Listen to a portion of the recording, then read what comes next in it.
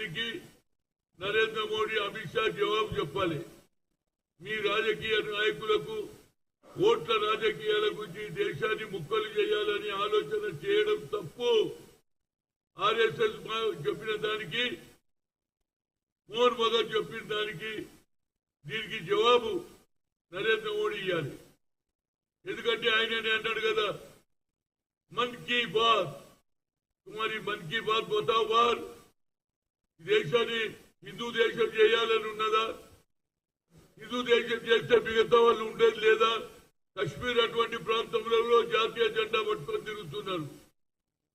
మేము we are Indian అంటున్నారు, మేము భారతీయులం అంటున్నారు. అదేవిధంగా పాత పట్టణంలో కూడా 15th ఆగస్టు కానీ 26 జనవరి వాళ్ళు కూడా జెండాలు తీసుకొని తిరుగుతూ ఉంటే ఏమిటి ఈ ఆలోచన? నాకు అర్థమైతే లేదు.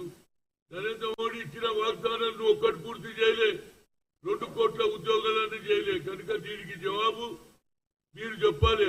లేకపోతే ఈ దేశంలో మతాల పేరు మీద, కులాల పేరు దేశాన్ని విభజించడానికి ప్రయత్నం చేయకు.